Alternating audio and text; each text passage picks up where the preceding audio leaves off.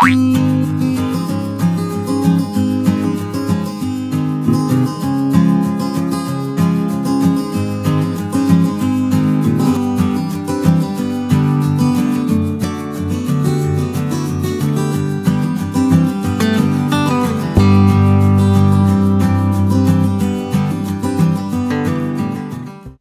students, today we are here with a new lecture and that is on your chapter 12, that is resume writing.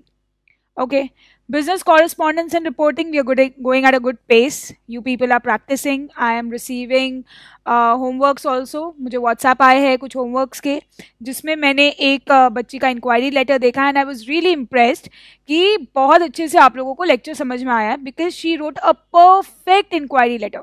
मुझे कोई भी उसमें flaw नहीं दिखा. ठीक है, तो दैट मीन्स आप लोग जो भी लेटर्स वगैरह मैंने सिखाए हैं आप लोग अच्छा से समझे हो. एंड देखो कुछ हाई फाई रॉकेट साइंस तो है नहीं लेटर वगैरह लिखने में. लिखते भी हम लोग ही है, पढ़ने वाले भी हम ही लोग में से कोई होते हैं. तो आपस में ही तो हम लोगों को लिखना भी है और पढ़ना भी है. जो हमारे सीनियर्स है, हमारे जूनियर्स है, वो तो भी तो हम में से ही कोई है ना. तो इट्स नॉट कोई एलियन वाली बात तो है नहीं ये सब लिखना. ज़्यादा से ज़्यादा क्या है, थोड़ा सा इंग्लिश ही तो सीखना है, सीख लेते हैं. इंग्लिश सीखने से बताओ कि अभी तक किसी का नुकसान हुआ है क्या? कोई नुकसान नहीं हुआ है ना. तो बस business correspondence and reporting is all about how you speak. It's how you communicate with each other, how you will communicate while you are working. Okay, तो जब आप सीए बन जाते हो, ये तो ऑब्वियसली आपको सीए बनाने के लिए पढ़ा रहे हैं ना, कि आप सीए जब बन जाओगे, क्वालिफाइड सीए होगे, तो आपकी पर्सनालिटी भी वैसी लगनी चाहिए कि बस मुंह खोले तो वह लगता है यार क्या बवाल बोलता है यार, ये तो मजा आ जाता है जब ये बोलता है. तो वैसा पर्सनालिटी लाना है हमें कि बस बोले तो लगे कि wow, let's just keep listening to this person. ठीक है, तो ऐसा ही लगना है. अब एक और बात, जब हम लोग जॉब एप्लीकेशंस के लिए जाते हैं, आप लोगों को मैंने सिखाया है ना कि जॉब एप्लीकेशन लिखते कैसे हैं, फॉर्मल मेल्स में एंड ऑल, वो हमने किया था. तो जब जॉब एप्लीकेशंस के लिए जाते हैं ना, तो दे आस्क, जाने के पहले भी मेल्स वगैरह पे भी वो लोग बोलते हैं अपना रेज्यूमे भेजिए, या बोलते हैं कि अपना सीवी भेजिए, सीवी भेजिए या रेज्यूमे भेजिए. ठीक है, तो एक तो बहुत लोगों को आज तक नहीं पता है कि रेज्यूमे और सीवी में क्या डिफरेंस है, वो सब मैं बताऊंगी अभी. But let's just come to the point कि रेज्यूमे या सीवी जो भी मांगते हैं लोग, उसके बेसिस पे आपको जज करते हैं. सबसे पहले इंटरव्यू में बुलाने से पहले लोग आपका रेज्यूमे या जो आपका सीवी है वो मांगते हैं, उसको देखा जाता है, उससे आपके बारे में कुछ इन्फॉर्मेशन मिलता है जिसके ऊपर लगता है कि यार according to this information this person can be called for the interview. तो आपको इंटरव्यू में बुलाया जाता है.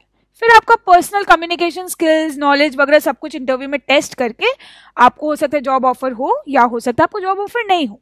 ठीक है, तो हम लोग तो अपने आप को ऐसा बनाने का सोच रहे हैं ना कि मतलब देखते ही लोग हमें पसंद कर लें. फाइन, तो सबसे पहला जॉब एप्लीकेशन में ही जो सबसे पहला रिक्वायरमेंट होता है वो होता है हमारा सीवी या हमारा रेज्यूमे, जिसका मतलब है कि आप उसमें अपने बारे में कुछ चीजें लिखोगे, सामने वाले को भेजोगे और सामने वाला उसको पढ़ के आपको जज कर पाएगा कि अच्छा ये बंदे ने ये किया हुआ है, तो he is fit for our organisation और not.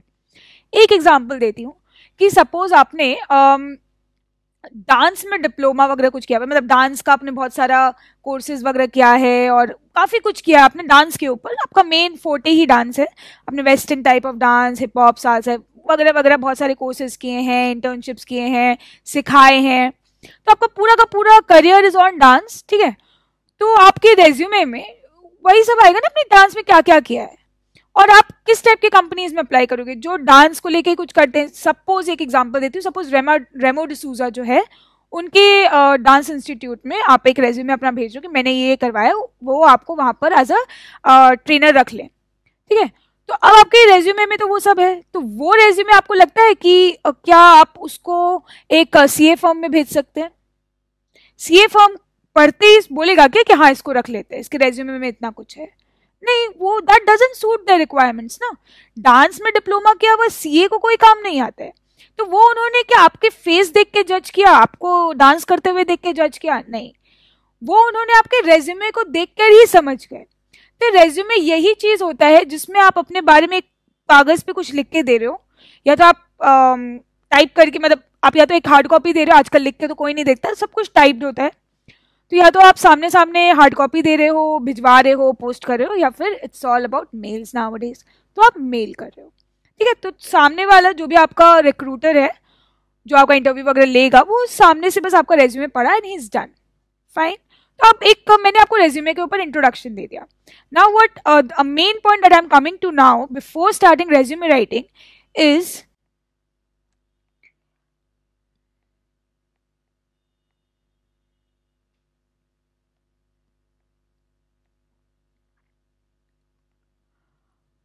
okay, I have written three sets of words here: biodata, CV and resume. Okay, C.V ये जो है, this is an acronym for, who all know this? सोचिए ये क्या है, बताइए मुझे। मैंने 3 वर्ड्स यहाँ पर लिखा है, एक तो है बायोडेटा, एक है CV that is curriculum vitae, and the third is resume. ठीक है, अब ये मुझे बताइए कि इन तीनों में डिफरेंस क्या है। कोई बोलता है जॉब में CV लेके जाना है, कोई बोलता है जॉब में रेज्यूमे लेके जाना है, बायोडेटा भी लोग अपना बनाते हैं, तीनों में डिफरेंस क्या है भाई, क्या डिफरेंस है, कौन बता सकता है? सोचिए थोड़ा, एक काम करिए, 2 मिनट सोचिए, उसके बाद देखिए कि मेरा और आपका सोच मैच करता है क्या। सोचो 2 मिनट, जस्ट गूगल मत करो, सोचो, ठीक है, खुद का बुद्धि लगा के सोचो।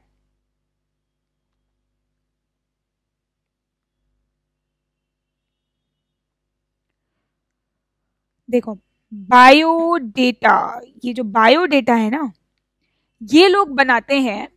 एक तो बायोडेटा बनता है शादी के लिए, मतलब घर वर पे जब शादी वादी की बात चल रही होती है ना, तो बोलते हैं लड़की का बायोडेटा निकाल दो, लड़की का बायोडेटा निकाल दो, लड़की का बायोडेटा सर्कुलेट कर दो। तो बायोडेटा में क्या आता है? बायोडेटा में आता है आपका जैसे कि नाम आ गया, आपका फैमिली के बारे में, आपका कास्ट, आपका क्या गोत्र है, और आपकी हॉबीज क्या क्या है, आपकी बहन भाई का क्या नाम है, आपके बहन की अगर शादी हो गई है तो उनके पति का क्या नाम है, उनका क्या कारोबार है, आपके पापा का क्या कारोबार है। So it's all about your family and only you as a person, कि आपकी हॉबीज क्या क्या है, आपने जॉब कहाँ कर रखा है। तो एज अ करियर लाइफ के हिसाब से बायोडेटा में खाली आपने क्या क्या पढ़ाई की है और आप कहाँ जॉब करते हो एंड मैक्सिमम आपका सैलरी क्या है। शायद सैलरी बायोडेटा में लोग लिखते हैं, कोई कोई लोग नहीं भी लिखते हैं, बट वहां तक ही आता है। बाकी biodata is made to know about your family, your brothers and sisters, कितने भाई बहन है, सबके नाम, अगर जिनकी शादियां हो चुकी है उनके पति या उनकी बीवियों के नाम, और उनके अगर पतियों के नाम लिखे जाए तो उनका क्या बिजनेस है, आपके पापा का क्या बिजनेस है, आप लोग घर में कितने लोग हो, आपका एड्रेस कहाँ है, मतलब it's all about your family. क्योंकि शादी में, मतलब शादी जिससे करना है, जो शादी आपके जिससे होने वाली होगी या जो भी आपको शादी के लिए कंसिडर करें, उनको क्या मतलब है कि आपने प्रोजेक्ट में कितना मार्क्स लाया था, आपने एक आर्टिकल पब्लिश कर रखा है, आपने एक टैली के ऊपर कोर्स कर रखा है, ठीक है। तो they are not so much interested in your educational qualifications. बस हाँ, ये पता होना चाहिए कि लड़का CA CS CMA है, इतना पता होना चाहिए। बाकी उसका कितना परसेंट आया, वो CA तो है ना, बीकॉम है तो बीकॉम में कितना परसेंट आया, they are not bothered, fine. तो बायोडेटा इज ऑल अबाउट कि शादी के हिसाब से बनाया जाता है, ठीक है। तो बायोडेटा कभी भी वर्क लाइफ में यूज नहीं होना है, कभी भी इंटरव्यू में बायोडेटा लेके नहीं जाना है, ठीक है। बायोडेटा में जनरली आप देखोगे कि ओम से स्टार्ट करते हैं, श्री से स्टार्ट करते हैं, मतलब इट्स लाइक कि आप अपना जो भी कास्ट है उसके हिसाब से कुछ भी जो आप मानते हो आप वो ऊपर में लिखते हो, जनरली बायोडेटा में देखा गया है, ठीक है। CV और resume, these are something else. CV या रेज्यूमे लोग एक तो शादी में नहीं दिखाते, मतलब शादी के लिए जब रिश्ता विश्ता होता है तो बायोडेटा ही जाता है, CV या रेज्यूमे नहीं जाता। उसी तरीके से जब इंटरव्यू के लिए जाते हैं तो CV या रेज्यूमे लेके जाते हैं, बायोडेटा लेके कभी चले भी मत जाना, ठीक है। तो बायोडेटा की तो हमने बात कर दी खत्म। अगला हम लोग आते हैं CV और रेज्यूमे। सबसे पहले मैं ये बता दूं कि रेज्यूमे को कोई कोई बोलते हैं रिज्यूम, ठीक है, वो गलत है। मतलब लोग बोल लेते हैं समझ गए आप, तो ऐसे तो देखो कुछ भी गलत नहीं जब तक वो समझ में आ रहा है, बट रिज्यूम ये वाला जो वर्ड है ना, इसका एक्चुअली 2 मीनिंग है। एक तो ये है रिज्यूम विच रेफर्स टू, जैसे कि कोई काम को फिर से रिज्यूम कर लेना या कोई काम को फिर से दोबारा से उस काम में लग जाना।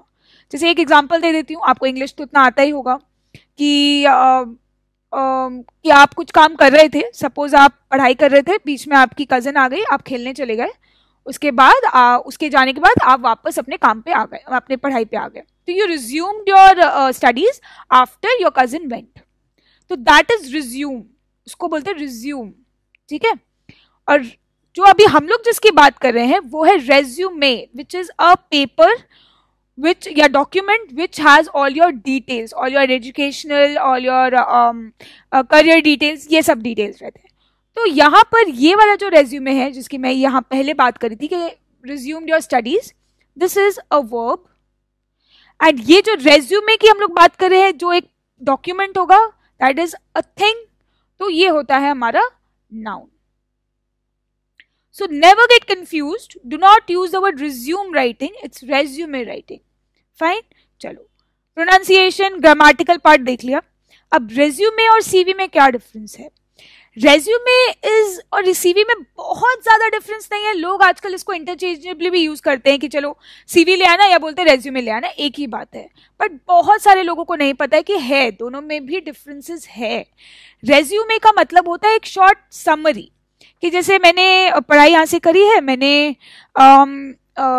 कॉलेज यहाँ पर किया है, मैंने इतना इतना कुछ और 2-3 एक्स्ट्रा करिकुलर एक्टिविटीज किए, दैट्स इट अबाउट मी. तो जनरली रेज्यूमे होता है फ्रेशर्स का, जिनके पास ज्यादा वर्क एक्सपीरियंस नहीं है. ठीक है. तो उनके एक ही पेज का रेज्यूमे होता है, मैक्सिमम 2 पेज का रेज्यूमे होगा. ठीक है. सीवी जो होता है ना वो बहुत डिटेल में लिखा जाता है. तो डिटेल कौन लोग लिख सकते हैं? जिन्होंने लाइफ में अभी तक काफी कुछ कर लिया होगा. अब सपोज आप अपने पहले इंटर्नशिप के लिए या पहले जॉब के लिए जा रहे हो, तो आप ज्यादा से ज्यादा उसमें क्या लिखोगे? अपना नाम लिखोगे, अपना date of birth, email ID, ये सब लिखोगे. आपने 10 कहाँ से किया, आपने 12 कहाँ से किया, आपने कॉलेज कहाँ से किया, और तीनों में आपके क्या क्या परसेंटेज रहे हैं. ऑब्वियसली बायोडेटा में दैट डजंट मैटर आपने कहाँ से किया या कितना मार्क्स आया. बट रेज्यूमे में जो आपका एम्प्लॉयर है वो जानना चाहेगा कि आपने 10 में कितने मार्क्स से आप पास किए, 12 में आपने कितना मार्क्स लाया, आपने ग्रेजुएशन में कितना मार्क्स आया, सो दैट ही कैन जज यू ऑन दैट.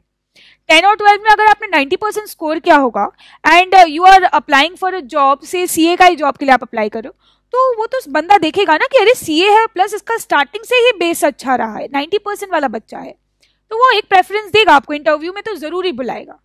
वो देख रहा है सीए कर रखा है बट पहले 50% लाता था, 40% लाता था, तुक्का मार के, पता नहीं कैसे, बहुत अच्छा इंप्रेशन नहीं पड़ता. That is why resume has these things. अच्छा, अब आप सीए के जॉब में पहली बार जा रहे हो, पहले आपने कुछ वर्क नहीं किया हुआ, कोई एक्सपीरियंस नहीं है, तो ज्यादा से ज्यादा क्या लिख लोगे कि सीए किया. सीए में जो भी कोर्सेज बीच बीच में कराए जाते हैं जैसे कि आईटीटी, ओटी, ये सब आप जब आईपीसीसी कर लोगे ना उसके बाद आपको पता चलेगा, जीएमसीएस, ये सब आपको जो कराए जाते हैं वो लिख लोगे मैक्सिमम. उसके बाद आप हो सकता है अपने कुछ इंटरेस्ट और लाइकिंग्स के बारे में लिख लोगे कि नॉवेल्स पढ़ना पसंद है, एक्स्ट्रा करिकुलर्स में क्या पसंद है, बस. और उससे ज्यादा क्या लिखोगे? ये लिख सकते हो कि मुझे क्या क्या लैंग्वेजेस आती है. अगर आपको खाली हिंदी छोड़ इंग्लिश आती है, हिंदी आती है, बंगाली आती है, आपका वर्नाक्युलर कुछ आता है, तो उससे भी सामने वाले को लगता है अच्छा चलो, एम्प्लॉयर को लगता है कि मैं अपने कंपनी में अगर इसको रखूं तो इसको इतना टाइप का लैंग्वेजेस भी आता है जिससे ये मेरे कस्टमर्स को डील कर सकता है, मेरे क्लाइंट्स को डील कर सकता है. और क्या लिखोगे? ये लिख सकते हो कि चलो मैं आपके कंपनी में अगर आता हूं तो मैं ऐसा ऐसा ऐसा ऐसा करूंगा. बट वर्क एक्सपीरियंस तो कुछ है नहीं ना कि आप ये लिखो कि मुझे ये काम भी आता है, आप मुझसे ये काम करवा सकते हो. तो resume is kind of a short summary कि बस इतना ही है मेरा, फ्रेशर्स के लिए होता है. सीवी इज मतलब जो करिकुलम राइट है, इट्स लाइक एक एक डिटेल, एक एक डिटेल अपने बारे में लिखना. It's like detailed as in आपका अगर 4 साल का, 5 साल का, 20 साल का एक्सपीरियंस है काम का. लोग होते हैं ना 20 साल बाद भी जॉब चेंज करते हैं, लोग साल में भी जॉब चेंज करते हैं, लोग 20 साल बाद भी जॉब चेंज करते हैं. हो सकता है कहीं और उन्हें बेटर पेमेंट मिल रहा हो, उनको सामने वाला जॉब छोड़ना हो, ट्रांसफर हो रहा हो, कोई भी रीजंस हो सकते हैं. तो उन्होंने 20 काम किया. आप सोचो उन्होंने अगर 20 साल काम कर रखा तो उनके पास कितना कुछ, उनको कितना कुछ आता होगा काम में, कितना कुछ आता होगा. तो वो एक एक चीज जो भी मतलब मेन टॉपिक्स, जो सब हेडिंग्स होते हैं टॉपिक्स के, जैसे कि आईटीआर फाइल करना आता है, कस्टमर से डील करना आता है, आरओसी भरना आता है, इस वेबसाइट पे ये काम आता है, जो भी उन्होंने 20 साल में किया, तो उसमें तो काफ़ी पेज लग जाएगा ना. ठीक है. तो सीवी काफ़ी डिटेल में होता है. तो वो जनरली जो लोग के पास बहुत वर्क एक्सपीरियंस होता है वो लोग के लिए होता है. ठीक है. I think I have made clear कि what is biodata, what is CV and what is resume. I think now my students will never get confuse between these 3 terms. They will never say कि चलो biodata लेके interview में चलते हैं. ठीक है. I think अब आप लोग जो मेरे स्टूडेंट्स हो, इन दिनों में आपको कभी कंफ्यूजन नहीं होना चाहिए. फाइन. रिज्यूम नहीं बोलेंगे हम लोग, क्या बोलेंगे उसको? रेज्यूमे. फाइन. चलिए अब आते हैं रेज्यूमे में। तो मैंने आपको डायरेक्टली बता दिया कि लिखते क्या है। देखो और कुछ नहीं होता रेज्यूमे में, यही तो लिखेंगे। इंटरव्यू के लिए जा रहे तो और आपसे क्या पूछ लेगा। इंटरव्यू में हो सकता है आपको कुछ सामने से ट्रिकी क्वेश्चंस दे कि इसका आंसर बताओ, उसका आंसर ऐसा कैसे डील करोगे, ऐसा सिचुएशन आ गया तो क्या करोगे। बट रेज्यूमे में और क्या चाहेगा वो आपके बारे में जानना, ठीक है। तो इतना ही होता है। चलो आगे हम लोग जब बढ़ेंगे तो हम लोग देखेंगे कि हमें कैसे कैसे लिखना है, क्या फॉर्मेट होता है। वैसे तो देखो मतलब लाखों फॉर्मेट्स होते हैं मार्केट में जिसमें लोग अपना रेज्यूमे बनाते हैं। लोग अपने मन से कैसा भी रेज्यूमे बना लेते हैं। Literally I have seen a lot of resumes for interviews and all. So मैंने बहुत लोगों को जज किया है खाली उनका रेज्यूमे देख के। किसी किसी का रेज्यूमे ही इतना बढ़िया बना हुआ होता है कि आई कैन विजुअलाइज कि पर्सन भी कितना सिस्टमैटिक है या कितना लॉजिकल है या कितना काम में फोकस्ड है। दो एक रेज्यूमे ही तो भेज रहा है, बट जितना अच्छा प्रेजेंटेशन होता है ना रेज्यूमे का, सामने वाले का इंप्रेशन पहले क्रिएट हो जाता है इंटरव्यू में आने से पहले। सो दैट जब वो आता है ना इंटरव्यू के मेरे रूम के अंदर, तो I have already an impression कि वो लड़की कैसी होगी और लड़का कैसा होगा। रेज्यूमे ही घटिया तरीके का आता है ना, घटिया जैसे कि नाम वाम कहीं ठीक से लिखा है, फॉन्ट ठीक नहीं है, इंडेंटेशन मेंटेन नहीं है, अपने स्कूल के बारे में ज़्यादा नहीं बता रखा है, कहाँ से स्कूलिंग किया वो नहीं लिख रखा है, या स्कूलिंग लिख रखा है परसेंटेज नहीं लिख रखा है। तो इट्स लाइक मुझे ऐसा लगता है यार क्या अब इसको ये सब इन्फॉर्मेशन तो पहले से देना चाहिए ना। तो वो इरिटेशन एक आ जाता है मन में, ठीक है। तो resume is a very very very important thing whenever you are studying. एक एक मतलब ये खाली जो सीए कर रहा है उसके लिए नहीं, resume is important for all fields of careers. सब करियर फील्ड में सब जगह इंपॉर्टेंट है क्योंकि you are judged on the basis of your resume. You are fine. Second judgement आपके इंटरव्यू पे होता है, बट पहला इंप्रेशन ही क्रिएट हो जाता है आपके रेज्यूमे में।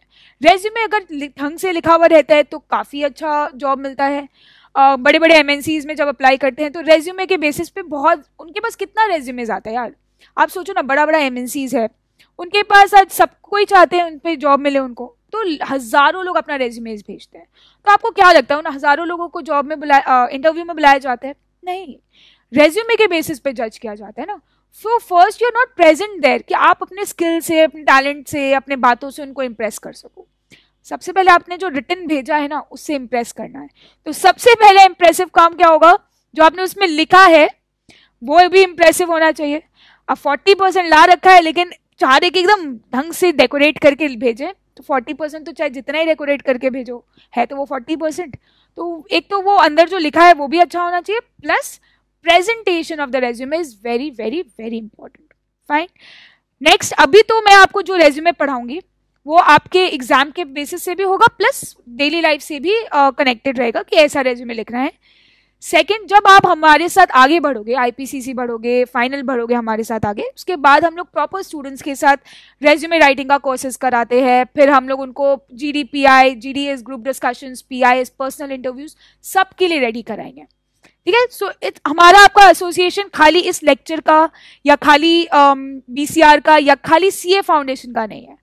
हमारा आपका एसोसिएशन लाइफ लॉन्ग पहले बात रहेगा। दूसरा, हम आपको तैयार करेंगे पूरे सीए के लिए कि आप सीए बन जाओ, आप एक सक्सेसफुल सीए बनो। That is what BACA wants. So with BACA you become a successful CA. Fine. खाली एकेडमिक से कुछ नहीं होता, बिलीव मी। खाली एकेडमिक से बहुत सारे लोग हैं सीए करते हैं, जॉब्स नहीं मिल पाते उनको because they don't have that skills. पढ़ाई उन्होंने बहुत मेहनत की है, अच्छे मार्क्स लाए हैं, but they do not have those skills to talk.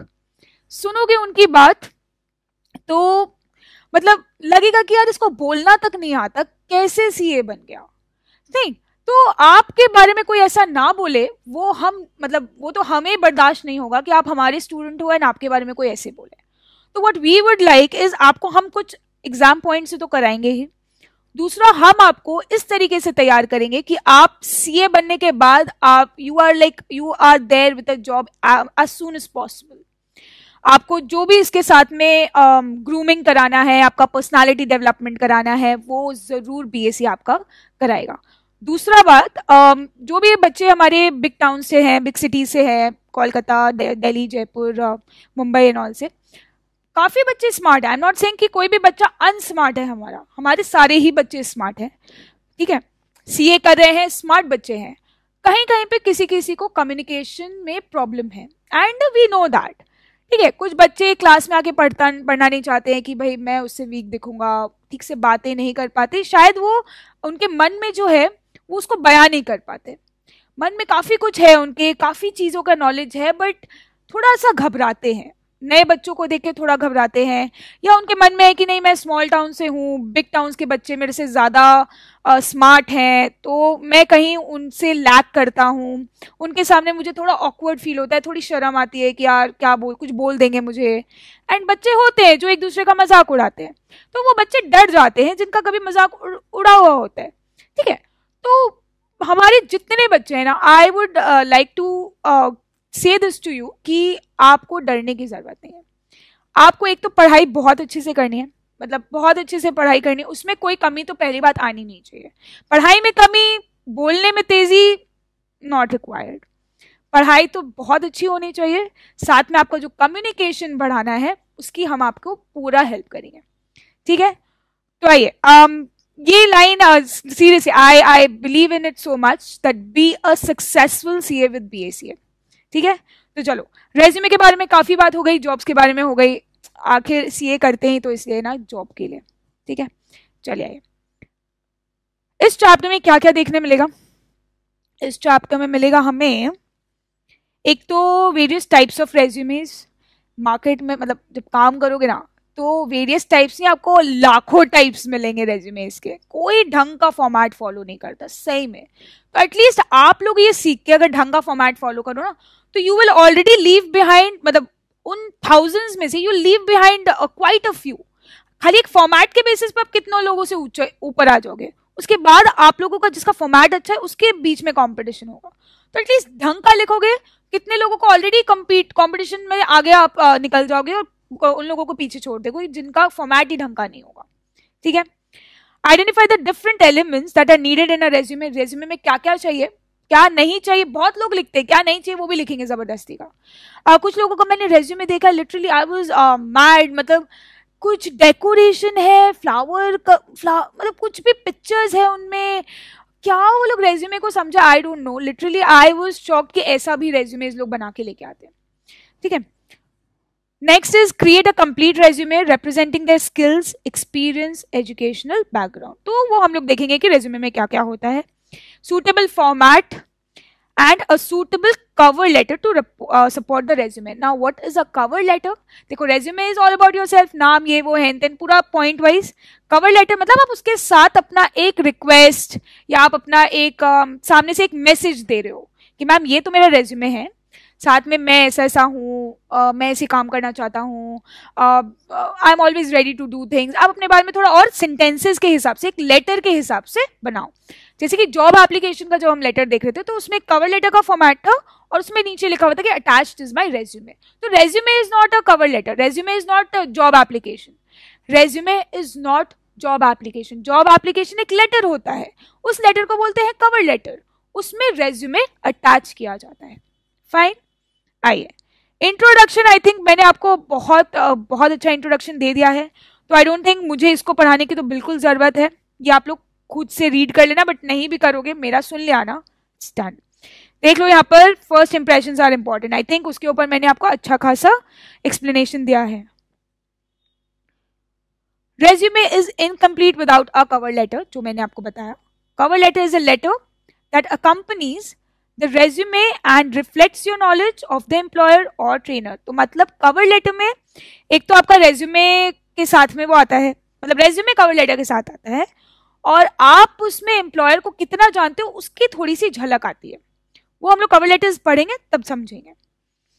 It's purpose is to introduce you to an organisation,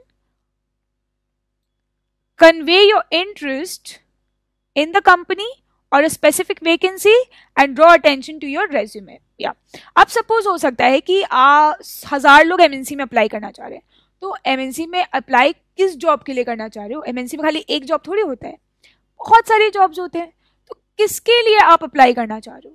तो आप क्या करोगे, कवर लेटर में आप उसको मेंशन कर सकते हो कि I would like to apply for a job of से अ चार्टर्ड अकाउंटेंट, या फिर as a I would like to join the company as an auditor, I would like to join the company as a product controller, as a general manager, as a marketing head। ठीक है, तो आपको जिस भी vacancy में या जिस भी पोजीशन में इंटरेस्ट हो, एंड आपने कहीं बाहर से सुना हुआ होगा, एडवर्टीजमेंट कहीं ना कहीं देखा होगा कि इस कंपनी में जॉब खाली है, तो अप्लाई करोगे। तो आपने अगर कहीं सुन रखा है कि बाहर वैकेंसी है, तो आप वो भी चीज मेंशन कर सकते हो। एंड आप उस ऑर्गेनाइजेशन में काम क्यों करना चाहते हो वो भी आप कवर लेटर में लिखोगे कि आपका ऑर्गेनाइजेशन में ऐसा ऐसा है, मुझे ऐसा लगता है कि I would be able to contribute to your organisation with increasing benefits for me also. कोई भी आदमी ऑर्गेनाइजेशन को खाली ऑर्गेनाइजेशन के बेनिफिट्स के लिए तो ज्वाइन करता नहीं है। और एकदम प्लेन शब्दों में आम भाषा में अगर बोलूँ तो सब ज्वाइन करते हैं सैलरी के लिए, कि भाई काम करेंगे 4 पैसे घर पे आएंगे। दूसरा, काम जो करोगे आप वो तो कंपनी को फायदा होना चाहिए उससे। अगर आपके काम का ना, अगर आपने जितना, आपको वो जितना सैलरी दे रहे हैं, अगर उसका 10 गुना आप उनको कमा के नहीं दोगे ना, तो वो आपको सैलरी देंगे नहीं। अगर सपोज आपकी सैलरी है 1 लाख रुपीज पर मंथ, तो पक्का उनको आपसे 5 लाख का तो मिनिमम फायदा होता होगा, तब उसमें से जाके 1 लाख वो आपको देते हैं। अगर ऐसा नहीं है तो वो आपको नहीं देंगे, वो आपको रखेंगे ही नहीं। ठीक है, इन बातों पे हम लोग बाद में आएंगे। मैं आपको बहुत कुछ बताऊंगी, जॉब्स का सिलेक्शंस कैसे होता है, रिक्रूटर्स किस माइंडसेट से बैठते हैं, किस तरीके से इंटरव्यू लेते हैं। We'll come to all that letter. इसका प्रॉपर आपको क्लास मिलेगा, वो सब हम लोग बाद में करेंगे। अभी थोड़ा सा एग्जाम है आगे, हम एग्जाम के हिसाब से उसको समझते हैं, साथ साथ में मैं आपको और बातें भी बताती रहूंगी, तो आपको बिल्कुल भी ये बोरिंग नहीं लगेगा। It's not at all boring, it's all you have what you have to do later on in your life. Fine.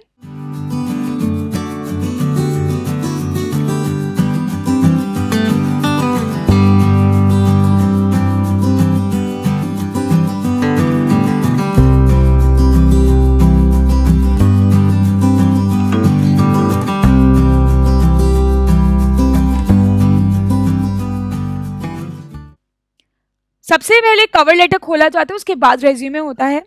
तो since this letter is often in the first contact you have with the prospective employer, prospective मतलब अभी आपका employer थोड़ी है, अभी तो मतलब होने वाला एम्प्लॉयर जो हो सकता है, और trainer, a neat concise well written letter will increase your chances of getting an interview. I think I've told you that.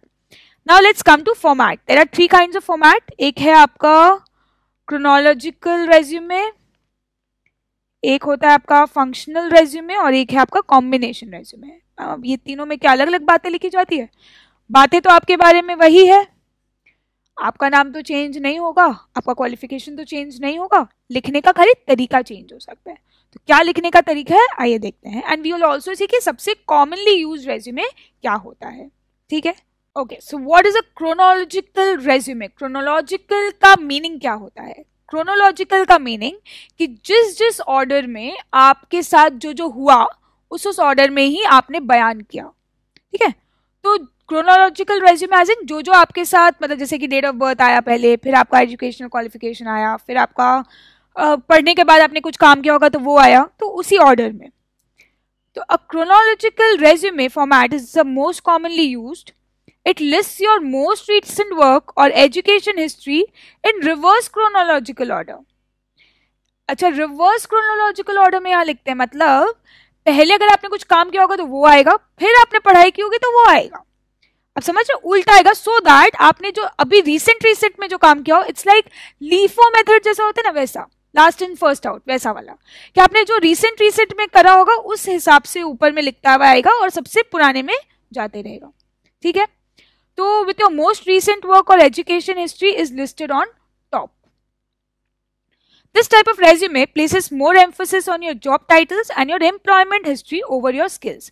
तो मतलब आपने क्या क्या सीखा, जैसे कि सपोज आपने मतलब टैली और MS Excel, MS Word का कोर्सेज एंड ऑल किया है, वो आपके स्किल्स में आता है, तो वो सब चीजें नीचे लिखी जाएंगी। और आपने करियर में क्या कर रखा है, आप जॉब में क्या कर रखे हो, वो सब ऊपर आएगा, या आपका एजुकेशन क्या है वो सब ऊपर आएगा। तो एजुकेशन या जॉब में जो ज्यादा एम्फोसिस देता है वो होता है हमारा क्रोनोलॉजिकल रेज्यूमे, और ये सबसे कॉमन है।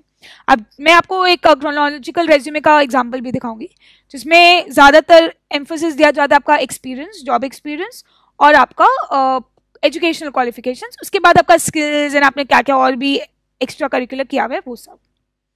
ठीक है, तो एज एन अभी आप स्टूडेंट हो तो आपके लिए रेज्यूमे अलग टाइप का होगा, मतलब सामान वही रहेगा, बट आपके पास तो अभी उतना सामान ही नहीं है ना लिखने के लिए, तो आपके लिए कुछ हेडिंग्स होंगे और जो लोग जॉब के लिए अप्लाई करते हैं उनके लिए थोड़े से ज्यादा हेडिंग्स होंगे। तो आइए आपके लिए क्या क्या हेडिंग्स है वो देखते हैं। आपका आएगा name, contact detail, obviously. Objective summary as in कि आप चाहते क्या हो, काम क्या करना चाहते हो, आप क्यों काम करना चाहते हो, आप किसी ऑर्गेनाइजेशन के लिए कैसे बेनिफिशियल हो, किसी भी ऑर्गेनाइजेशन के लिए, उसमें वो स्पेसिफिक किसी ऑर्गेनाइजेशन के लिए नहीं बनता। ये resume is never made for a specific organisation. Resume मतलब रेज्यूमे, ये आपका रेज्यूमे है, सेम रेज्यूमे आप हर कंपनी में सबमिट कर सकते हो, ठीक है। तो ऑब्जेक्टिव समरी इज कि आप क्यों काम करना चाहते हो, आपको क्या लगता है आपके अंदर ऐसा क्या यूनिक बात है। अकेडमिक क्वालिफिकेशंस एंड अचीवमेंट्स कि आपने 10 कहाँ से किया, 12 कहाँ से किया, बीकॉम कहाँ से किया, एमकॉम कहाँ से किया। अचीवमेंट्स एज इन अगर किसी में आपने आप सब्जेक्ट टॉपर रहे हो तो वो लिख दिया, अगर आप कभी वेस्ट बंगाल का अपने टॉपर रहा है, कोई भी अचीवमेंट्स वगैरह है तो वो आपने लिखा। नेक्स्ट आएगा आपका को करिकुलर अचीवमेंट्स कि जैसे आपने कबड्डी खेलते थे आप, तो उसमें आप सेकंड गोल्ड मेडलिस्ट थे, आपको ब्रॉन्ज सेकंड गोल्ड मेडलिस्ट नहीं सॉरी गोल्ड मेडलिस्ट थे, या फिर सेकंड रनर अप थे। इस तरीके का अगर आप कुछ भी एक्स्ट्रा करिकुलर्स करते हो तो वो सब रहेगा। ट्रेनिंग प्रोग्राम्स अटेंडेड और कंप्लीटेड, जैसे कि सपोज आपने एमएस एक्सेल की ट्रेनिंग कर रखी है, एमएस वर्ड की ट्रेनिंग, टैली की ट्रेनिंग कर रखी है, या फिर आपने प्रोग्राम को अटेंड किया जैसे कि टोस्ट मतलब जैसे कि कोई क्लब वगैरह अटेंड कर रखा है, किसी एनजीओ के साथ जुड़े हुए हो, इस तरीके के कुछ बातें आप लिख सकते हैं। आपकी स्ट्रेंथ्स क्या है, जैसे कि यू वेरी पंक्चुअल, आप अपनी स्ट्रेंथ तो खुद जानते हो कि आप बहुत ही पंक्चुअल हो। अगर आप पंक्चुअल नहीं हो तो स्ट्रेंथ्स में वो मत लिखना, जैसे कि और आपके स्ट्रेंथ्स में क्या आ सकता है कि whenever there is any difficult situation you are a patient person, so you are a very patient person, ये चीज आप लिख सकते हो। तो आप अपनी स्ट्रेंथ्स के बारे में लिखोगे। नेक्स्ट इज इंटरेस्ट, हॉबीज और स्किल्स। ऑप्शनल है, इंटरेस्ट फेसबुक करना इंटरेस्ट है, व्हाट्सएप करना, वो तो ऑब्वियसली नहीं लिखेंगे ना, एम्प्लॉयर को थोड़ी ना मतलब है कि आपको फेसबुक करना पसंद है। एंड लिटरली अगर आप लिखोगे ये बात तो ही विल फील लाइक ये तो काम में भी बैठ के फिर यही करेगा, उसको नहीं रखना है। तो इंटरेस्ट, हॉबी, स्किल्स में अगर देयर इज समथिंग जो आपको लगता है कि हाँ किसी को पढ़ के लगेगा या इट्स गुड, जैसे कि सपोज आप सीएफए कर रहे हो एंड आपको स्टॉक मार्केट में काफी इंटरेस्ट है, तो एज अ स्टूडेंट आप अपने रेज्यूमे में लिख सकते हो कि आप स्टॉक मार्केट का ट्रेनिंग्स कर रखे हो, या फिर जनरली फ्री टाइम में आप स्टॉक मार्केट का स्टडी या रिसर्च करते हो। तो that is a very good thing you should include in your resume, ठीक है। पर्सनल डिटेल्स में क्या आएगा, आपका ईमेल आईडी आ जाएगा, आपके फादर नेम आ जाएगा, आपका कास्ट आ सकता है, नहीं भी आता है कहीं कहीं पर देते भी है, and I don't think it's required. आपका नाम, date of birth, email ID and father's name कोई कोई लिखता है, ठीक है। नाउ तो ये तो हो गया आपके स्टूडेंट के लिए, क्योंकि आपके पास अभी कोई जॉब एक्सपीरियंस नहीं है तो आप अभी कुछ लिख नहीं सकते। अब कोई जॉब एप्लीकेंट्स हो उनके लिए क्या होगा, name and contact details, objective summary,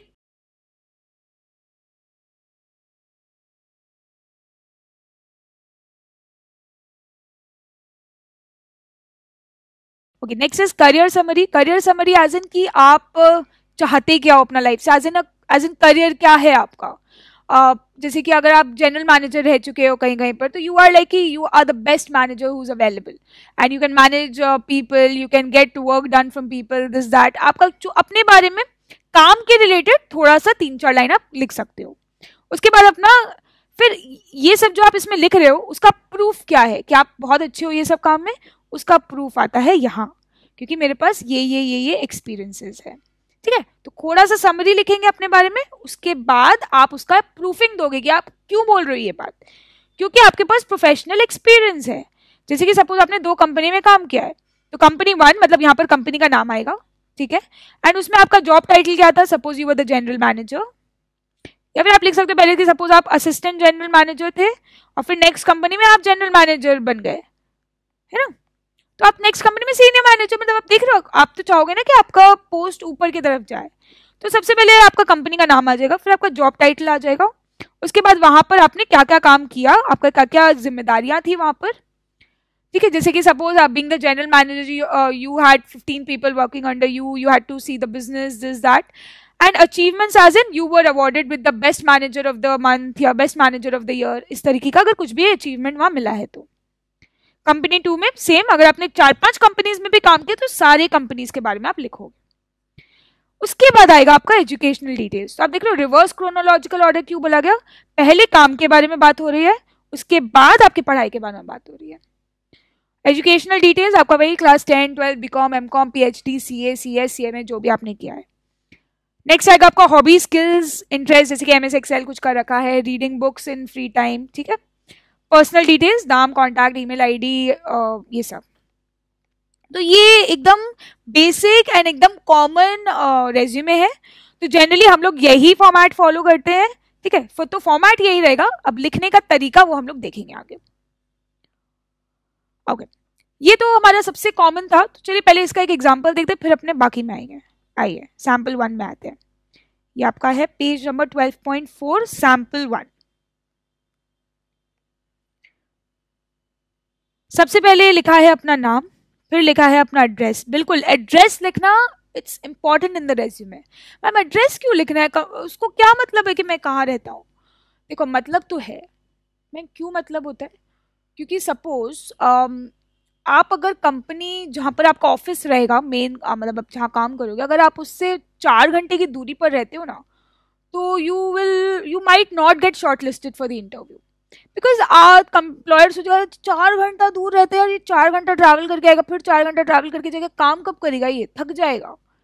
अगर आप बहुत पास रहते हो ना कंपनी के, तो यू गेट दैट एडवांटेज, क्योंकि आपको आने जाने में टाइम नहीं लगेगा, तो लेट नहीं हो गया आप, समझ रहे हो। तो एड्रेस लिखना इट्स इंपॉर्टेंट, फिर फोन नंबर लिख दिया, फिर ईमेल आईडी लिख दिया आपका। तो आप बोलोगे मैम अभी तो आपने बोला था पर्सनल डिटेल्स नीचे आएंगे। पर्सनल डिटेल्स आप एकदम लास्ट में भी लिख सकते हो, आप एकदम स्टार्टिंग में भी लिख सकते हो। नेक्स्ट आता है आपका ऑब्जेक्टिव। अब जो मैं आपको ऑब्जेक्टिव बोल रही थी, आप काम क्यों करना चाहते हो, क्या है आपका लाइफ के प्रति ऑब्जेक्टिव, काम के प्रति। आइए ऑब्जेक्टिव पढ़ते हैं। To be associated with an organisation that will offer to me tremendous opportunities for growth in career and provide a challenging environment that will utilize my accounting skills and abilities to the maximum। तो ये क्या objective लेके आया है काम करने, इसको एक ऐसा ऑर्गेनाइजेशन के साथ काम करना है जो उसको बहुत सारा अपॉर्चुनिटीज देगा ग्रोथ का। ग्रोथ यहाँ पर हाइट बढ़ाने का ग्रोथ नहीं। जैसे सपोज अगर अभी मैं आपकी कंपनी में एज एन इंटर्न ज्वाइन करता हूँ, फाइन, इंटर्न इज जो ट्रेनिंग ले रहा है, सीख रहा है, काम भी कर रहा है। उसके बाद जब मैं ट्रेंड हो जाऊंगा, तो मैं चाहूंगा कि मुझे आप एक पोस्ट ऑफर करें, जैसे कि सपोज जूनियर अकाउंटेंट का पोस्ट ऑफर करें। उसके बाद हो सकता है मेरा काम सीखते सीखते मैं सीनियर अकाउंटेंट बन जाऊँ, हो सकता है उसके बाद मैं हेड अकाउंटेंट बन जाऊँ, उसके बाद हो सकता है मैं बिजनेस हेड बन जाऊँ। तो क्या मेरे अगर मैं यहाँ आपके यहाँ जॉब करता हूँ, तो क्या आप लोग हमें ऊपर जाने का मौका देते हो अपने कंपनी में? तो अगर जिस कंपनी में ग्रोथ अपॉर्चुनिटीज होती है, तो लोग वहां काम करना चाहते हैं। तो यहाँ बंदे ने सामने सामने बोला कि उसको चाहिए ऐसा कंपनी जहां पर ग्रोथ का अपॉर्चुनिटी हो और उसको चैलेंजिंग एनवायरनमेंट मिले। चैलेंजिंग एनवायरनमेंट एज इन थोड़ा टफ होना, जहाँ पर काम करने में मजा आता है। जहाँ बहुत ईजी है यार, फिर लगेगा कि मैंने अपना टैलेंट यहाँ वेस्ट कर दिया, मेरे टैलेंट का काम ही नहीं आ रहा है। जहाँ आपको टैलेंट अपना दिखाने का मौका मिले, तो वो चैलेंजिंग एनवायरनमेंट में मिलेगा। That will utilise my accounting skills and abilities to the maximum. ठीक है, तो आप भी अपना ऐसा 2 लाइन का ऑब्जेक्टिव कुछ अच्छा सा बना सकते हैं। Okay, next summary. क्या समरी है आपकी? मतलब करियर समरी की बात कर रही हूँ। More than 13 years of experience in both practical and managerial aspects of the job. Okay, ये अपने बारे में मैंने जो बताया, करियर आपका क्या समरी है कि मैं बहुत अच्छा हूं, ऐसा हूं, वैसा हूं, वो सब लिख के फिर आप उसका प्रूफ देंगे नीचे। ठीक है, वही लिखा है यहाँ। Possess a flawless understanding of fundamental concepts in accounting. तो ये समझ में आ रहा है कि ये बंदा जो है, ये शायद कुछ सीनियर अकाउंटेंट या हेड अकाउंटेंट या अकाउंटेंट का जॉब के लिए अप्लाई कर रहा है, तभी वो अकाउंट्स बहुत ज्यादा बोल रहे थे। Exceptionally good at application of accounting concepts in a varied manner. Extensive experience in accounting practices to explore the various facets of the economy. ठीक है, excellent communication and comprehension skills. अपना ही तारीफ खुद कर रहे तो कोई कर सकते हो, अपना ही तारीफ करना है। यही पढ़ के तो वो आपको सिलेक्ट करेगा इंटरव्यू के लिए। कोई तीसरा आदमी थोड़ी आएगा उसको बताने, नहीं उसको रख ले, वो अच्छा है। रेज्यूमे से झलकना चाहिए कि हाँ आपके अंदर कॉन्फिडेंस, अपनी तारीफ खुद कर रहे हो। ठीक है, in depth knowledge of foreign policies and trade policies followed by various Nations across the world. यानी आप मुझसे ग्लोबल काम भी करवा सकते हैं। ये लाइन लिखने का ये मतलब है कि इन केस आपके फॉरेन क्लाइंट्स भी होंगे तो मैं उनके साथ भी काम कर पाऊंगा। ठीक है, अब इसका क्या प्रूफ है कि आपने इतना कुछ किया है? आइए मेरा एक्सपीरियंस देख लीजिए।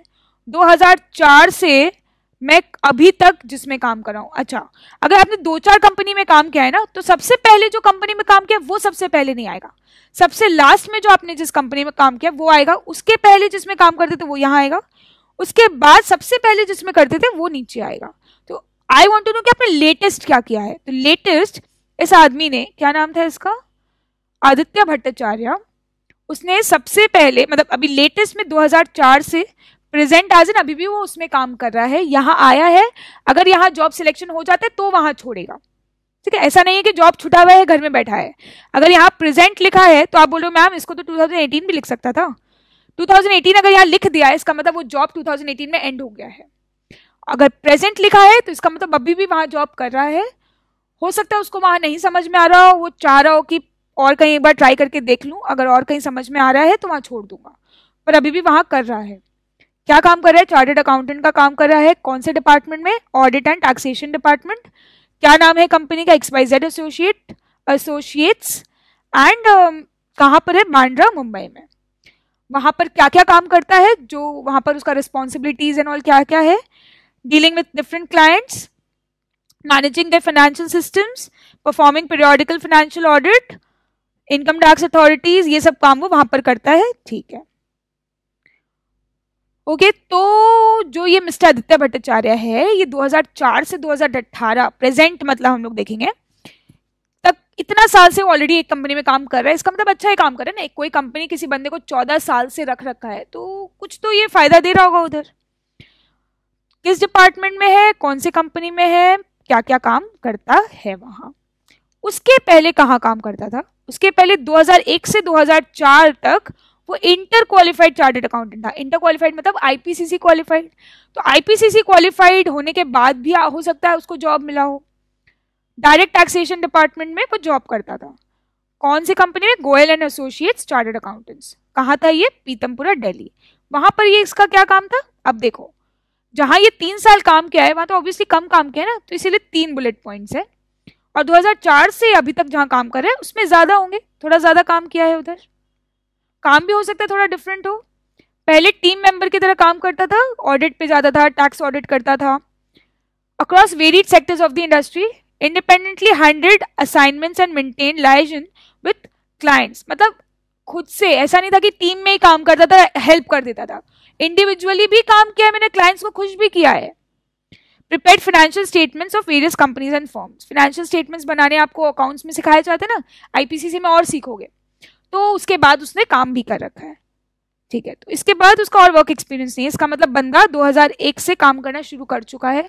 आज देखा जाए तो 17-18 साल का एक्सपीरियंस हो गया उसको, तो अच्छा ही बंदा है। आइए, उसके बाद उसका एजुकेशन। ओ बाबा रे, देख रहे हो इतना सारा एजुकेशन लिखा है। आपका भी होगा इतना, तो don't worry. CA final, ICI Mumbai, आप आईसीआई कोलकाता, आईसीआई हरियाणा, जहां से भी दे रहे हो। सीए पीसीई, ये हुआ एक्चुअली है आईपीसीसी, तो पहले ये पीसी बोला जाता था इसको, पीसीई। तो 2001 में उसने आईपीसीसी क्लियर किया, 2004 में उसने फाइनल क्लियर किया, 1998 में उसने सीए सीपीटी क्लियर किया था। तो आप अपने रेज्यूमे में लिखोगे सीए फाउंडेशन। 2000 में उसने बीकॉम क्लियर किया, बीकॉम पास यानी बीकॉम जनरल। आप अगर ऑनर्स करे तो ऑनर्स, अगर आप बीबीए करे तो बीबीए।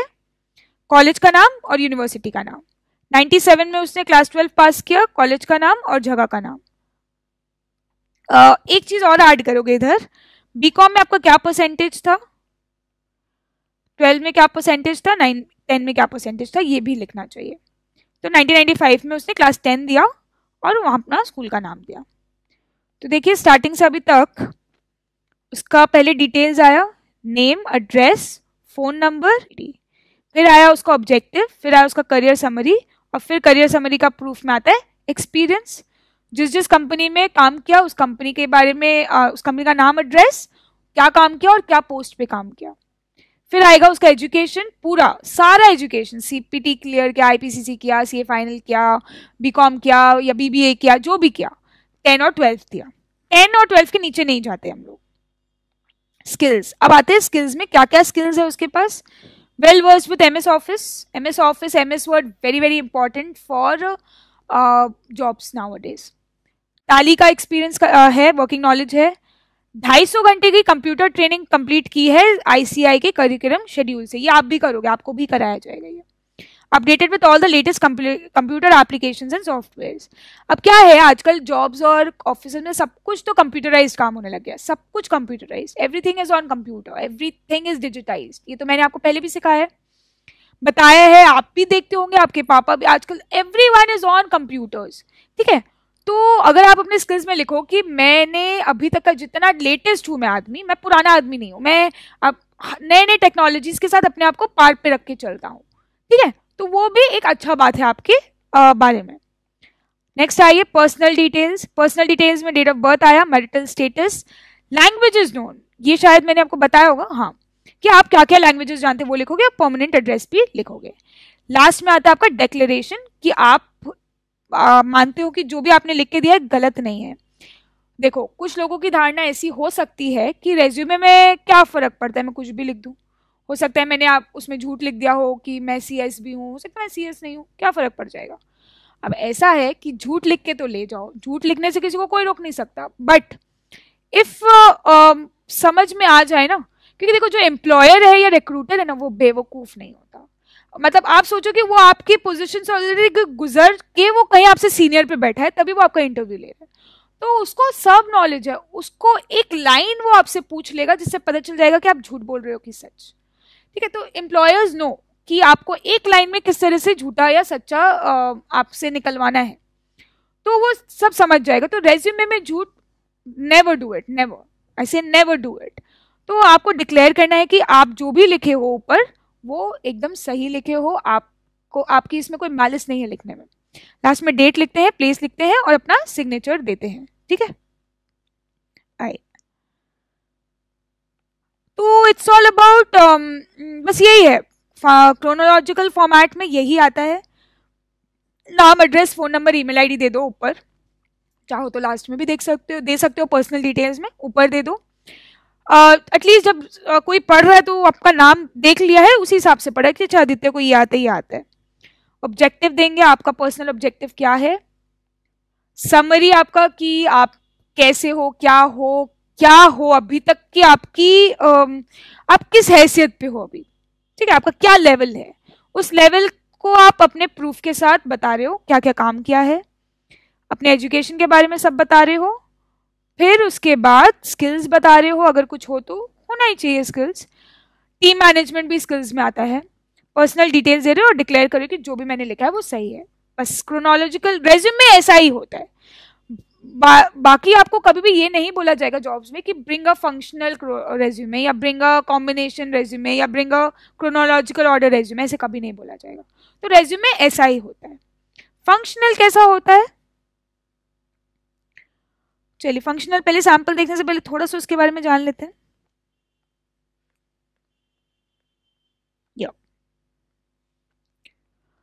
फंक्शनल रेज्यूमे और skill based resume, skill based से समझ में आ रहा है कि स्किल्स के ऊपर शायद थोड़ा ज्यादा एम्फोसिस है।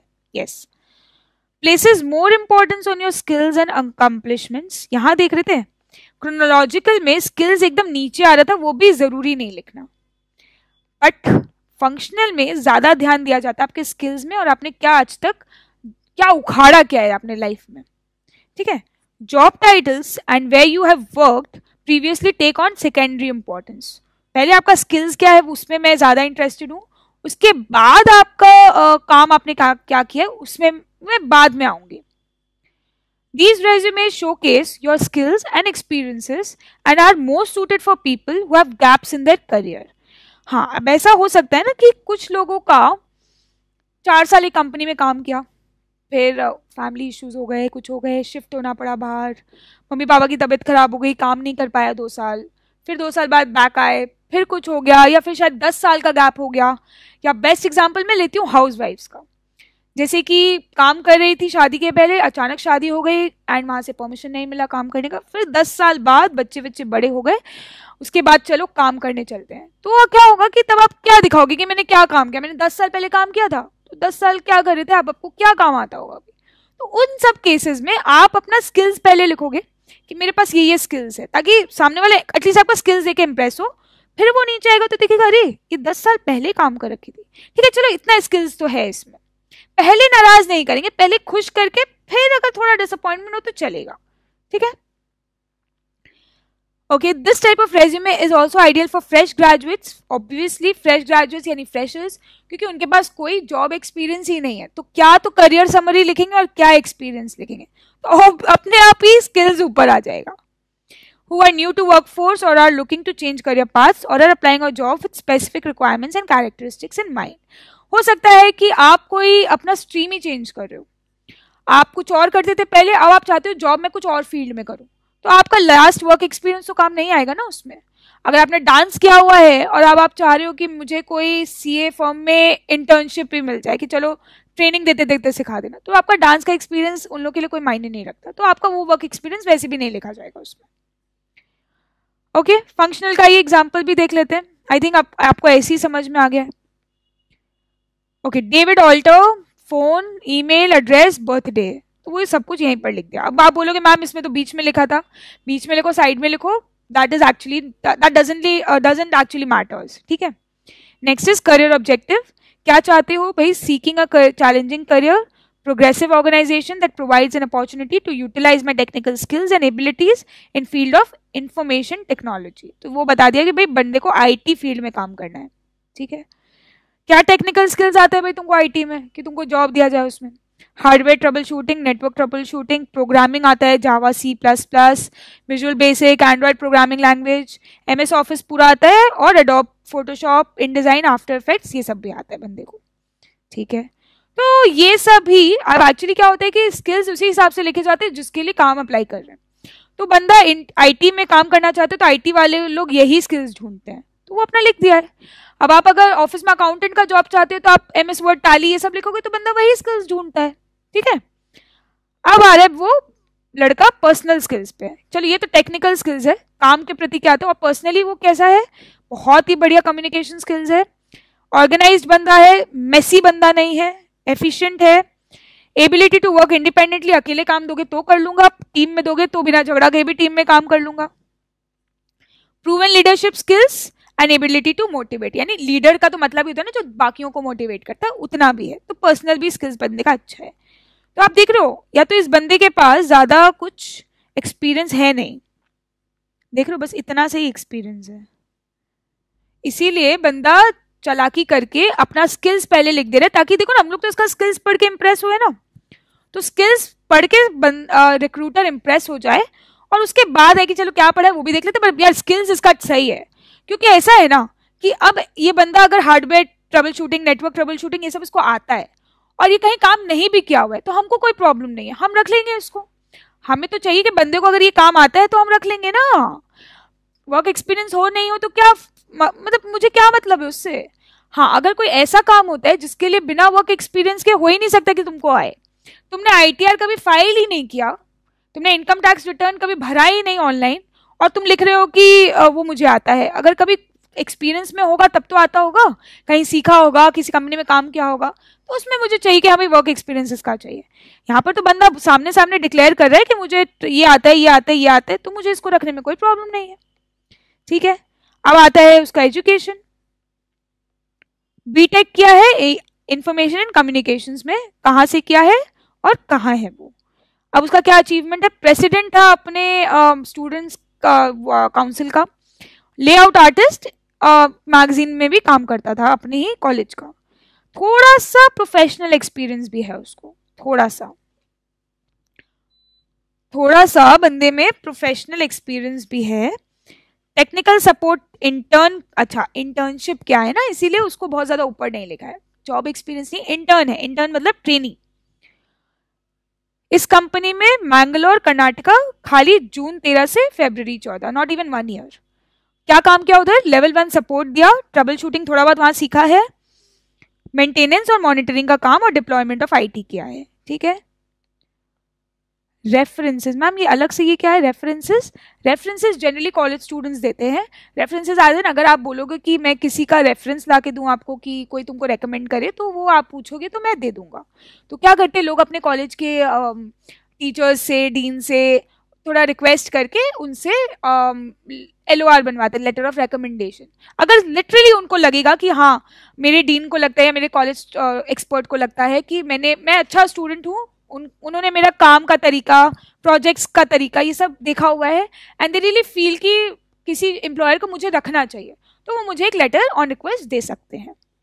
लास्ट में आई विल डिक्लेयर कि हाँ मैंने जो भी लिखा है ऊपर सब कुछ सही है, डेट, प्लेस और अपना सिग्नेचर। तो ये था हमारा फंक्शनल फॉर्मेट। ठीक है, नेक्स्ट आते हैं हम लोग कॉम्बिनेशन फॉर्मेट में।